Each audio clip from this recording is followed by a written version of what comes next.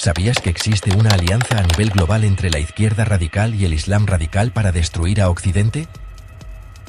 En los episodios anteriores, revelé cuándo y dónde surgió esa alianza y lo que les une, la hipocresía de la extrema izquierda y cómo se está infiltrando esa alianza en nuestras sociedades. Y en este episodio, te ayudaré a abrir los ojos con dos nuevas verdades sobre la alianza islamo-izquierdista que la mayoría de medios suelen callar. La quinta es sobre las primeras víctimas, los musulmanes libres y los exmusulmanes. Y la sexta es cómo el islamismo fundamentalista utiliza a la extrema izquierda y la convierte en un tonto útil. Y al final te explicaré cómo podemos despertar y evitar el peligro de esta alianza en nuestras sociedades.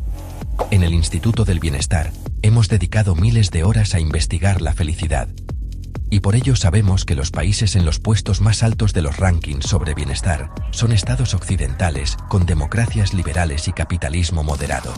Por tanto, nos sentimos con la misión de alertar sobre las amenazas para ese modelo exitoso de sociedad, entre ellas la dañina alianza islamo-izquierdista que quiere destruirlo antes de que sea demasiado tarde. Quinta verdad. Las primeras víctimas, los musulmanes libres. Las primeras víctimas de esta alianza no son los occidentales, ni los cristianos, ni los liberales. Son los musulmanes libres y los exmusulmanes. Hombres y mujeres que huyeron del fanatismo buscando libertad y que ahora descubren que esa libertad se les vuelve a escapar. En nombre de la tolerancia. Nadia nació en Argelia. Creció escuchando que su destino era obedecer, que una mujer que no se somete deshonra a su familia. A los 20 años, logró escapar. Llegó a Europa creyendo que aquí, por fin, podría vivir sin miedo. Se quitó el velo. Estudió. Hizo amigos. Por primera vez, se sintió dueña de su vida. Hasta que un día, en su propio barrio, un grupo de hombres la insultó. La llamaron puta, traidora, hereje, vendida a Occidente. Y lo más doloroso, fue oír a una concejala de extrema izquierda defender a sus agresores, diciendo que no deberíamos juzgar costumbres culturales ajenas. Nadia no podía creerlo. La izquierda que ella había admirado, la que hablaba de libertad, igualdad y respeto, ahora justificaba su humillación en nombre del relativismo cultural. Así se sintió traicionada 2 veces, por los fanáticos de su país y por los hipócritas de su nuevo hogar. Escapó del velo físico para caer en el velo moral de la corrección política. Como Nadia, hay miles.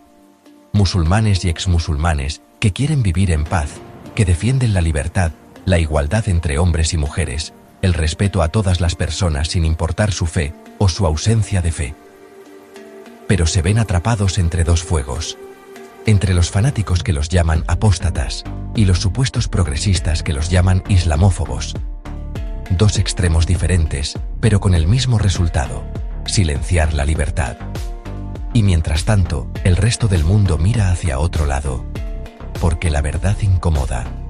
Porque decirla puede costar caro. Hoy, ser musulmán y libre es un acto de valentía. Son ellos, no los fanáticos, los que merecen nuestra solidaridad. Los que defienden los derechos humanos desde dentro del Islam, arriesgando su reputación, su seguridad, su vida. Especialmente los imanes liberales y reformistas, la mayoría de ellos amenazados de muerte por los fundamentalistas, por lo que se ven obligados a vivir con protección policial o exiliarse. Porque no quieren que les suceda lo mismo que aquellos que han sido asesinados o agredidos. Como el imán Mohamed Chalhoumi, de la mezquita de Drancy, en París. Este tunecino de origen ha sido agredido en varias ocasiones por islamistas por sus ideas modernizadoras y tolerantes. En enero de 2011, un grupo de salafistas irrumpió en su mezquita, lo insultó y lo golpeó después de que condenara públicamente el antisemitismo y defendiera la visita de musulmanes al memorial del Holocausto. En otra ocasión fue rodeado y empujado violentamente por radicales en París durante una manifestación pro-palestina, al grito de traidor y perro del sionismo. Desde entonces, vive bajo escolta policial permanente y ha sido víctima no solo de repetidas amenazas de asesinato, sino de varios intentos de atentado contra él y su familia. Ha sobrevivido a ellos, pero ha tenido que cambiar repetidamente de domicilio. Ha confesado en entrevistas a Le Figaro, France 24 y RTL que vive con miedo crónico y ansiedad constante.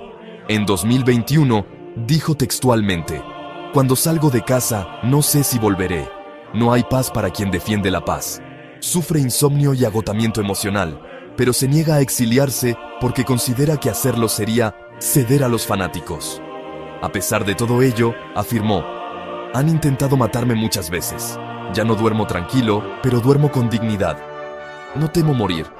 Temo que el silencio venza". Y sin embargo, desgraciadamente, estos imanes valientes son los menos escuchados. Pero si de verdad creemos en la libertad, debemos apoyarles, darles voz, proteger su derecho a disentir, a pensar. Porque ellos son los que pueden convertir el Islam en una religión tolerante, respetuosa y benigna. Son la semilla de una nueva ilustración. Y si esa semilla crece, el extremismo islámico no podrá dominar el mundo libre.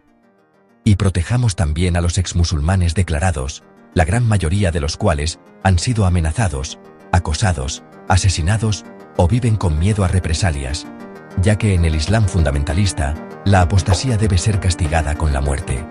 Bastantes de ellos han sido agredidos por sus propias familias y son víctimas de ostracismo total. Según el Apostate Report 2023, más del 70% de los exmusulmanes que hacen pública su apostasía en Europa reciben amenazas directas de violencia o de muerte. Incluso en democracias europeas, las amenazas provienen de familiares, vecinos o miembros de mezquitas locales, y muchos exmusulmanes deben vivir con identidades falsas, bajo protección policial, exiliarse o vivir en paraderos ocultos. Suelen presentar trastornos de ansiedad, estrés postraumático y aislamiento social severo. Según el Faith to Faithless Report 2023, más del 60% de los entrevistados experimentó depresión clínica o pensamientos suicidas tras romper con el Islam. Muchos viven vidas ocultas. El miedo es mi compañero constante. Pero prefiero vivir con miedo que vivir arrodillado ante una mentira. Exmusulmán anónimo, Londres 2023. Uno de los casos más conocidos es la famosa Ayaan Hirsi Ali, quien nació en Somalia. Tenía 5 años cuando la sometieron a una mutilación genital, mientras las mujeres de su familia la sostenían, un trauma justificado por la tradición religiosa. Su juventud estuvo marcada por el velo obligatorio, la estricta segregación por sexos y la constante vigilancia para asegurar su pureza. Su mente y su cuerpo eran territorios a controlar, donde la disidencia o la simple duda se pagaban con el castigo o la condena eterna. Años después, su padre acordó un matrimonio forzado con un primo lejano que vivía en Canadá. Ella lo rechazó, pero la presión familiar fue enorme. En 1992, durante el viaje hacia Canadá, hizo escala en Alemania. Allí, escapó y huyó sola hacia los Países Bajos, donde pidió asilo político. Ese momento marcó el punto de inflexión de su vida, y ella misma lo ha descrito como el instante en que nació su libertad interior. Aprendió holandés, trabajó limpiando y terminó sentada en el Parlamento neerlandés. Desde allí denunció el machismo, la represión y la violencia cometidos en nombre del Islam. Escribió junto a Theo van Gogh la película Submission, una defensa poética de las mujeres oprimidas. Días después del estreno, Van Gogh fue asesinado en plena calle. El asesino dejó una carta clavada con un cuchillo en su pecho. Una amenaza para Ayaan. Desde entonces, vive escoltada, cambiando de casa y país. Ha perdido su hogar, pero no su voz. Ha dicho: "No temo morir, temo el silencio, porque el silencio es el oxígeno de los fanáticos". Frente a todo lo anterior, ¿qué crees que hace la extrema izquierda? No solo suele callar, sino que cuando un exmusulmán critica los atropellos del Islam, suele reaccionar hostilmente con la excusa de evitar discursos de odio, proteger la diversidad religiosa o no estigmatizar a comunidades musulmanas.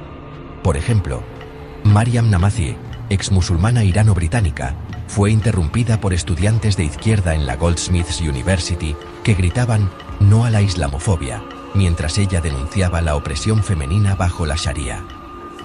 La Feminist Society y la Islamic Society de esa universidad se aliaron para condenarla públicamente, acusándola de reproducir discursos colonialistas. Me llamaron racista por haber sobrevivido al fanatismo. Mariam Namazie. La verdadera lucha no es entre religiones ni entre izquierdas y derechas, sino entre justicia y abuso, entre libertad y sometimiento. Pero ahora te revelaré algo que te sorprenderá más todavía. ¿Y si detrás de toda esta alianza de consignas y pancartas hubiese una estrategia mucho más fría, más antigua y más calculada? Porque el islamismo radical no camina solo, camina sobre los hombros de la izquierda radical, y cuando haya llegado a donde quiere, la dejará caer. La historia ya lo advirtió una vez, pero nadie quiso escuchar. Y ahora, descubramos cómo el islamismo usa a la izquierda, cómo la convierte en su tonto útil y cómo termina devorando a sus propios aliados. Pero antes de ello, déjame decirte algo importante. Si quieres agradecernos el contenido gratuito que te damos en YouTube y en wikifelicidad.com, contribuye a la felicidad de los demás y sobre todo no hagas daño a nadie, ni directa ni indirectamente. Porque la verdadera felicidad solo puede encontrarse en la orientación hacia los demás, hacia todos los seres sensibles. Sexto. ¿Cómo usa el islamismo a la izquierda y la convierte en un tonto útil? Toda alianza basada en la mentira termina con una traición. Y esta no será la excepción. Porque el islamismo radical no ve a la izquierda radical como un socio. La ve como una herramienta temporal. Un tonto útil que abrirá las puertas, para luego ser expulsado de la casa. Así ha ocurrido antes. Y volverá a ocurrir. Cuando el ayatolá Jomeini regresó a Irán en 1979, miles de jóvenes marxistas, socialistas y progresistas lo recibieron con flores. Creían que la revolución islámica traería justicia social. Creían que estaban del mismo lado. Durante los primeros meses trabajaron juntos. El islamismo necesitaba su energía, sus redes, sus consignas. Pero cuando el régimen teocrático consolidó el poder, los fusiló. Miles de comunistas y militantes de izquierda fueron encarcelados, torturados y ejecutados. En nombre de Dios, los usaron como combustible para encender la revolución y luego los arrojaron al fuego. Eso mismo está ocurriendo, a otro nivel, en Occidente. El islamismo radical no comparte ciertos ideales progresistas. Los usa como vehículo emocional, como arma retórica, como escudo moral frente a las críticas. Y cuando ya no los necesite, hará exactamente lo que hizo Jomeini. Los eliminará. Porque el islamismo radical desprecia el feminismo, el movimiento LGTBI, la libertad sexual y la secularización. Y sin embargo, hoy vemos manifestaciones en Europa y Estados Unidos con pancartas que dicen Queers for Palestine. Una imagen que parece de humor negro, pero es real. Gente que en su país disfruta de todos los derechos, apoya a un movimiento político y religioso que en Gaza o en Irán los encarcelaría, los torturaría o los colgaría de una grúa.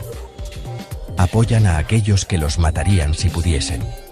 La intención es compasión. El resultado, paradójicamente, peligro para los mismos derechos que defienden. ¿Y por qué ocurre eso?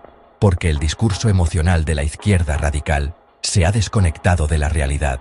Ya no busca coherencia, busca identidad moral. Necesita sentirse en el lado correcto, aunque ese lado sea el abismo. Sabe que la izquierda no se atreverá a criticarlo, porque teme parecer racista o intolerante. Y mientras tanto, esa autocensura le permite avanzar sin resistencia. El silencio del ingenuo es el megáfono del fanático. Cada vez que un político, un periodista o un activista calla ante el fanatismo por miedo a ofender, el islamismo da un paso más en su infiltración. Y cuando llegue el momento en que esa alianza ya no le sirva, el islamismo no dudará en volverse contra sus antiguos aliados. Porque en su lógica teocrática, solo hay lugar para la sumisión, no para la convivencia. El islamismo radical no pacta con los infieles, los usa y luego los elimina. Y así, lo que hoy parece alianza, mañana será purga. Por eso, la izquierda radical debería recordar la historia de los comunistas iraníes y preguntarse si está dispuesta a repetirla. Porque al final, los tontos útiles también pagan el precio de su ingenuidad. No hay peor esclavo que quien ayuda a forjar las cadenas que lo atarán. Y esas cadenas ya están empezando a cerrarse sobre nuestra cultura. Pero todavía estamos a tiempo de reaccionar y ahora te diré cómo. Aunque, antes de ello, suscríbete y dale like, para que más gente pueda abrir los ojos antes de que sea demasiado tarde.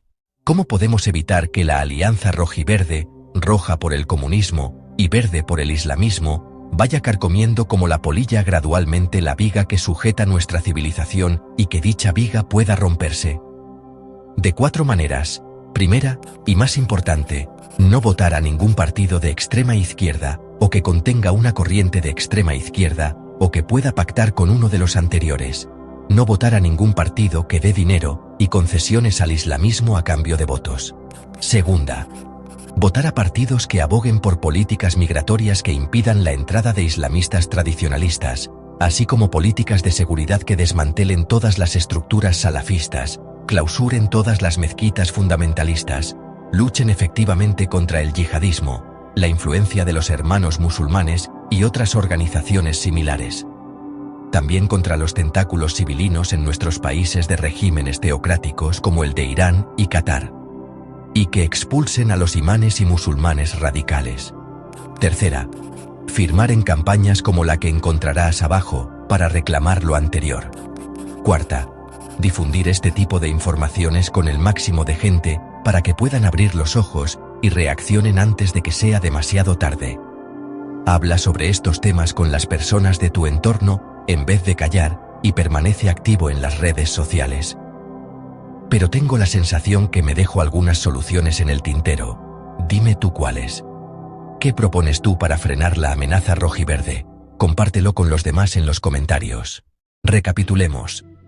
Hemos visto cómo nació la alianza, qué la une, la hipocresía que la alimenta, cómo se infiltra en nuestras sociedades, quiénes son sus primeras víctimas, cómo el islamismo convierte a la izquierda en un mero tonto útil a quien usar y tirar, y lo más importante, cómo frenar esta amenaza que quiere destruir nuestra civilización.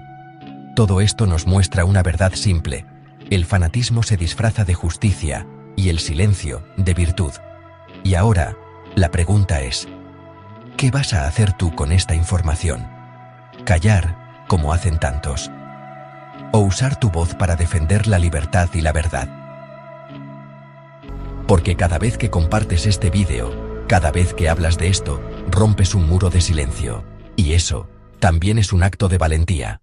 Si quieres profundizar más, visita institutodelbienestar.com y wikifelicidad.com, donde promovemos un modelo de sociedad con el máximo de calidad de vida para todos. Y recuerda, a todos nos conviene siempre mejorar y nunca deteriorar la civilización occidental que tanto bienestar nos ha aportado. Sigamos construyendo en vez de quedarnos impasibles viendo cómo otros van quitando un ladrillo tras otro de nuestro edificio. Excelencia sí, decadencia no.